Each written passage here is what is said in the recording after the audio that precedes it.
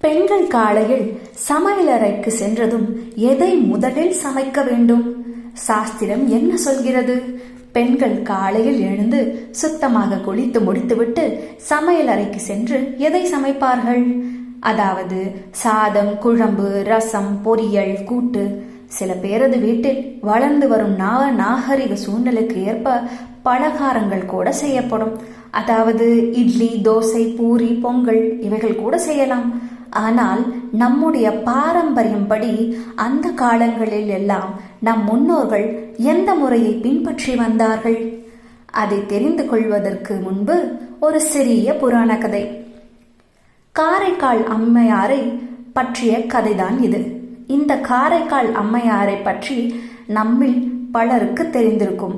சிவபெருமானை காண்பதற்கு கைலாயம் சென்றபோது, கைலாயம் என்பது சிவன் வசிக்கும் இடம், அந்த இடத்தை காலால் எப்படி மிதிப்பது என்று தன்னுடைய தலையால் நடந்து சென்று சிவபெருமானை தரிசனம் செய்த பெருமை இவருக்கு உண்டு.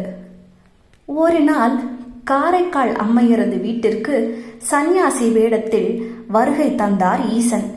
அந்த காலங்களிலெல்லாம் பிக்ஷை கேட்டு வரும் அடியார்களுக்கு எதுவும் இல்லை என்று சொல்லாமல் உபச்சாரம் செய்வது என்பது நம்முடைய பாரம்பரியமாக இருந்து வந்தது.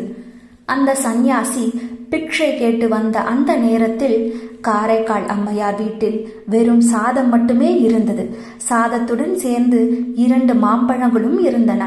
சாதத்திற்கு குழம்பு எதுவும் இல்லாத நிலையில் என்ன செய்வது என்று தெரியாத அம்மையார் ஒரு பாத்திரத்தில் சாதத்தையும் மாம்பழத்தையும் மட்டும் போட்டு தன் வீட்டிற்கு பிக்ஷை கேட்டு வந்த அந்த சந்நியாசிக்கு கொடுத்து விட்டார்.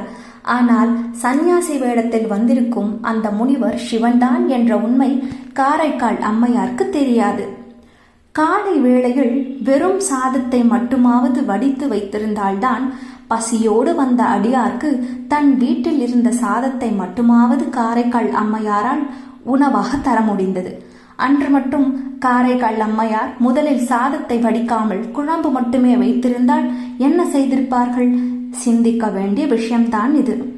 காரைக்கால் அம்மையார் சிவபெருமானை சரணடைந்ததற்கு இதுவும் ஒரு காரணமாக நம்முடைய சாஸ்திரத்தில் சொல்லப்பட்டுள்ளது. இப்பொழுது தலைப்பில் கொடுக்கப்பட்டிருக்கும் கேள்விக்கான பதில் நம் எல்லோருக்கும் தெரிந்திருக்கும். இதோடு மட்டுமல்லாமல் காலையில் வடித்த சாதத்தோடு சிறிது நெய் சேர்த்து இறைவனுக்கு நெய்வேத்தியமாக படைக்கும் பழக்கத்தை நாம் வைத்து கொள்ள வேண்டும். காலையில் எழுந்ததும் நீங்கள் எதை வேண்டுமென்றாலும் சமைக்கலாம். ஆனால் அதையெல்லாம் சமைப்பதற்கு முன்பாக முதலில் சாதத்தை வடிக்கும் பழக்கத்தை வைத்துக் கொள்ளுவோம். அந்த சாதத்தை நெய் விட்டு இறைவனுக்கு நெய்வேத்தியமாக செய்துவிட்டு அதன் பின்பு அந்த நாளை தொடங்கி பாருங்கள். நிச்சயமாக வித்தியாசத்தை உங்களால் உணர முடியும். அந்த காலமாக இருந்தாலும் இந்த காலமாக இருந்தாலும் நம்முடைய சாஸ்திரத்தில் கூறப்பட்டிருக்கும் விஷயம் எதுவும் பொய்யாகாது. காரணம் இல்லாமல் எந்த ஒரு செயலையும் நம் முன்னோர்கள் நமக்காக சொல்லி வைப்பதில்லை என்பது குறிப்பிடத்தக்கது.